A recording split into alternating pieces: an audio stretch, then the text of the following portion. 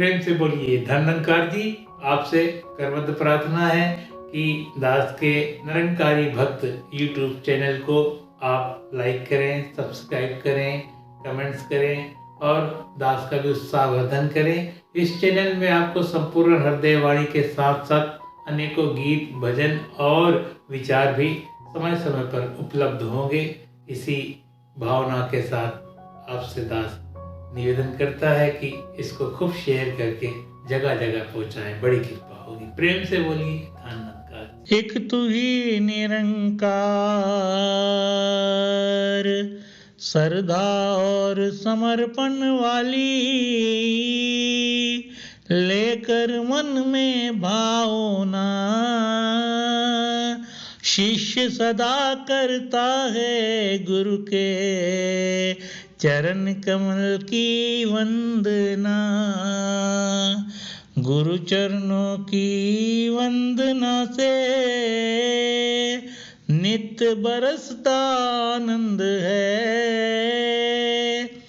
आनंद से जो आनंद मिलता होता परमानंद है। गुरु चरणों की वंदना से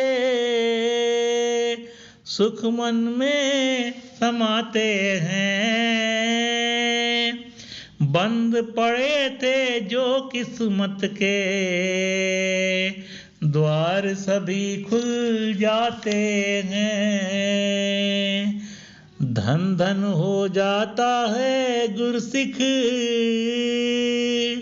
गुरु को शीश झुकाने से। तन पुलकित मन पुलकित होता गुरु की कृपा पाने से।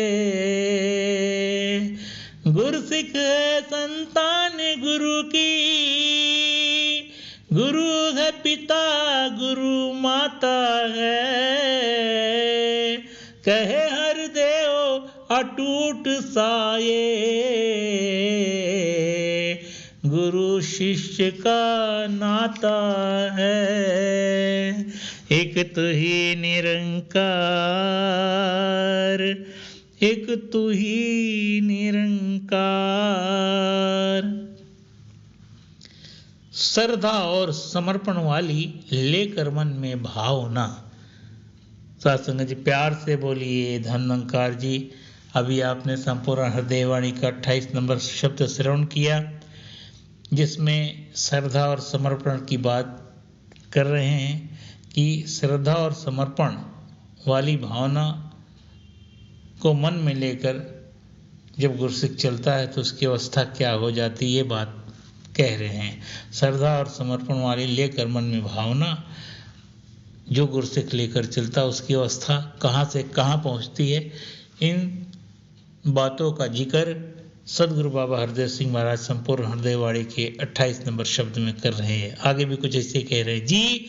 शिष्य सदा करता है गुरु के चरण कमल की वंदना। जो शिष्य होता है वो गुरु के चरण कमल की वंदना करता है, पूजा करता है। शिष्य सदा हमेशा, जो शिष्य होता है वो हमेशा गुरु के चरणों की वंदना करता, चरण रज लेता है, चरण कमल की वंदना करता है, अर्थात गुरु के वचनों को मानकर जीवन जीता है। सच तो ये है। आगे भी कुछ समझा रहे हैं जी। गुरु चरणों की वंदना से नित्य बरसता आनंद। फिर क्या होता है, गुरु के चरण की वंदना करने वाले के जीवन में नित्य यानी हमेशा आनंद की वर्षा होती है। अगर आनंद की वर्षा चाहते हैं तो फिर क्या करना है, श्रद्धा और समर्पण वाली मन में भावना होनी चाहिए और सदा शिष्य गुरु के चरणों कमल की वंदना करता है, अर्थात गुरु के चरणों की वंदना करना है, तो फिर जीवन में हमेशा आनंद बरसता रहेगा। अगर आप चाहते हैं तो आप भी ऐसे ही करें। आगे कुछ समझा रहे हैं जी। आनंद से जो आनंद मिलता होता परमानंद। कहते हैं आनंद से जो आनंद मिलता उसको परमानंद कहते हैं। भक्ति की एक ऐसी अवस्था है जब निरंकार प्रभु परमात्मा से इंसान भक्त जुड़ जाता है और जब भक्ति की भावना हृदय में प्रज्वलित हो जाती है, अर्थात एकमिकता इस निरंकार प्रभु परमात्मा से होती है तो आनंद उत्पन्न होता है, आनंद पैदा होता है, और उस आनंद से जो आनंद मिलता है उसको परमानंद कहते हैं, उसको परमानंद कहते हैं। तो यहाँ पर समझा रहे हैं स्पष्ट रूप से, आनंद से जो आनंद मिलता होता परमानंद है। ये अवस्था बहुत ऊंची एक भक्त की होती है जो सारे संसार की मोह माया को त्याग कर केवल इस हरिदातार प्रभु परमात्मा के प्रति पूर्ण समर्पित भाव से जीवन जीता है। वही आनंद की अवस्था में पहुंच सकता है। जो संसारिक मोह माया में फंसा रहेगा, धन दौलत में पड़ा रहेगा, इधर उधर के चक्करों में पड़ा रहेगा, वो आनंद के मार्ग पर तो जा ही नहीं सकता, क्योंकि श्रद्धा और समर्पण मन की भावना है। ये दिखावे वाली चीजें नहीं है, आंतरिक चीजों का यहाँ पर जिक्र कर रहे हैं। आनंद मन की अवस्था का नाम है, इसलिए आनंद से जो आनंद मिलता है वो होता परमानंद। ये बात कह रहे हैं। आगे भी कुछ कह रहे हैं जी, गुरु चरणों की वंदना से सुख मन में समाते हैं। कहते हैं गुरु के चरणों की जो वंदना करता है भक्त, उसके मन में सुख ही सुख आ जाते हैं, सुख समा जाते हैं। और आज इंसान सुख को ढूंढ रहा इधर उधर, और कहा महात्मा सुख किते न मिलता जी, सुख सदगुरु की शरणाई, अर्थात सदगुरु के शरण में जो आ जाता है, जो गुरु के चरणों में अपने आप को समर्पित कर देता है, सुख उसको ही मिलता है। और इंसान सुख किस में ढूंढ रहा है? कई ऐसे लोग सत्संग में कभी कभी खड़े होकर बोलते हैं, ये जो भौतिक सुख साधन मिला है यही तो सुख का साधन है, ये क्षणिक है। जो जिस सुख की बात यहाँ पर कह रहे हैं मन में समाने वाली बात, वो तो सुख तुम्हारे घर में समाई हुई है दोस्तों, भक्तों। जो प्रभुता को सुख समझ रहे हो, घर में समाई हुई है, मन में नहीं समाई हुई है। सोफा, कलर टीवी, बढ़िया टाइल्स लगी हुई, मार्बल लगा हुआ घर, और संसाधन जितने भी भौतिक सुख साधन है, ये सब घर में समाते हैं, मन में नहीं समाते। मन में समाने की बात यहाँ पर कर रहे हैं कि गुरु चरणों की वंदना से सुख मन में समाते हैं, और हम इन चीज़ों को ही सुखों का साधन समझ लेते हैं। बढ़िया गाड़ी मिल जाए, बढ़िया ऐशो इशरत मिल जाए, इससे तो घर भर सकता है, लेकिन मन तो गुरु के चरणों की वंदना से ही भरता है, सुख समाता है गुरु की वंदना करने से। गुरु वंदना का कार्यक्रम भी आपने देखा, जब गुरु वंदना के कार्यक्रम में आप सब बैठ जाते हो, सदगुरु के दर्शन कर रहे होते हो, भक्तों की भावनाएं सुन रहे होते हो, क्या आपको अपनी गाड़ी याद रहती है? क्या आपके महल बंगले याद रहते हैं? क्या आपको अपने कारोबार याद रहते हैं? क्या आपकी संतानें याद रहती हैं? क्या आपका कोई दुख, क्या आपकी कोई चिंताएं, क्या कोई परेशानी, कोई पीड़ा याद रहती है? कोई एक बताए तो उत्तर मिलेगा नहीं महाराज। गुरु चरणों की वंदना अर्थात गुरु वंदना का कार्यक्रम जब हम देखते हैं तो मन में सुख समाते हैं। बड़ी ऊंची अवस्था की बात है। तो सुख, मन के सुख गुरु चरणों की वंदना से मिलता है। यहाँ पर 28 नंबर शब्द में सदगुरु बाबा हरदेव सिंह महाराज समझा रहे हैं। आगे भी कुछ कह रहे हैं जी, बंद पड़े थे जो किस्मत के द्वार सभी खुल जाते। कहते हैं किस्मत के जो द्वार बंद है वो सब खुल जाते हैं गुरु की कृपा से, जब ऐसी आपकी भावना बन जाती है तब। आगे भी कुछ कह रहे हैं जी, धन धन हो जाता है गुरसिक गुरु को शीश झुकाने से। अब याद करिए, जब गुरु के चरणों में सर को रखते हो, नतमस्तक होते हो, कई बार आपको भी ऐसा मौका मिला होगा। सदगुरु बाबा हरदेव सिंह महाराज के समय में तो बड़ा खुला था, आप चरणों पर सर रख के नमस्कार करते थे। सदगुरु बाबा हरदेव सिंह महाराज का हाथ भी पड़ जाता था हमारे ऊपर।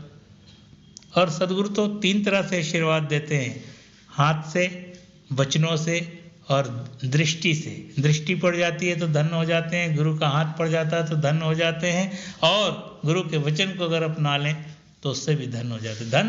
धन हो जाता है गुरु से, गुरु को शीश झुकाने से। गुरु के आगे जब शीश झुकाता है तो धन हो जाता है। आगे भी कुछ कह रहे हैं जी, तन पुलकित मन पुलकित होता गुरु की कृपा पाने से। तन भी पुलकित हो जाता है और मन भी पुलकित हो जाता है गुरु की कृपा जब हमारे ऊपर बरस जाती है, जब गुरु की कृपा हमें प्राप्त होती है। आगे क्या कह रहे हैं जी, गुरसिक है संतान गुरु की, गुरु है पिता, गुरु माता है। कहते गुरसिक जो है गुरु की संतान है। कितनी ऊंची अवस्था दे रहे हैं गुरसिक को, कितनी महानता दे रहे हैं, कितना ऊंचा दर्जा दे रहे हैं। कह रहे हैं गुरसिक है संतान गुरु की, गुरु है पिता, गुरु माता। जो गुरु है वही पिता है, वही माता है। आओ गुरसिक बन सकें। गुरसिक का ऊंचा रुतबा होता है, गुरु तुम ही हो, माता पिता तुम ही हो, कहा ना आपने, सुना है। तो गुरु ही सब कुछ होता है एक सच्चे गुरसिक का। अंत में फैसला कर रहे हैं जी, कहे हर देव अटूट सा ये शिष्य गुरु का नाता है। कह रहे हैं अटूट सा शिष्य गुरु का नाता है, और इस नाते को बहुत बिरले गुरसिक ही निभा पाते हैं। ज्ञान मिल जाना आजकल लगता है जैसे आम बात हो गई, सत्संग सेवा सुमरन कर लेना एक चलन सा हो गया है। नहीं जाएंगे तो क्या होगा, ऑनलाइन संगत चल रही है, मुखी जी नहीं देखेंगे, जनरल इंचार्ज संयोजक नहीं देखेंगे तो क्या होगा। चल तो रही सत्संग कैमरे भी में, लेकिन कैमरा ऑफ है, कैमरा ऑन नहीं है। कोई कुछ कहे ना, इस वजह से ऑनलाइन संगत में जुड़ जाते हैं, गुरु चर्चा में जुड़ जाते हैं। लेकिन यहाँ पर दिखावा नहीं चलता। यहाँ पर कह रहे हैं गुरसिक जो सच्चा होता है वो गुरु की संतान है, और हम संतान बने गुरु की, दिखावे में ना पड़े, क्योंकि गुरु के दर पर अभिनय नहीं चलता। सदगुरु बाबा हरदेव सिंह महाराज ने कह दिया था अपने वचनों में कि गुरु के दर पर अभिनय नहीं चलता। अगर जो लोग अभिनय कर रहे हैं तो अभिनय में ही रह जाएंगे, अभिनय में ही रह जाएंगे। सच्चा गुरसिक तो कोई होगा जिसका गुरु माता और पिता होगा, गुरसिक गुरु का बेटा होगा। यहाँ पर कह रहे हैं गुरु संत की संतान होता है, कितना ऊंचा दर्जा है। आओ आत्मचिंतन करें, आत्मलोकन करें, आत्म सुधार करें। अभी भी वक्त है, अभी भी वक्त है, अभी भी समय है। गुरसिक के अच्छे सच्चे गुरसिक बनकर गुरु की संतान बन जाए। ये बात शब्द नंबर 28 में बाबा जी समझा रहे हैं। इसको बहुत गंभीरता से समझें, मनन करें, चिंतन करें, बड़ी कृपा होगी। प्रेम से बोलिए धन निरंकार जी।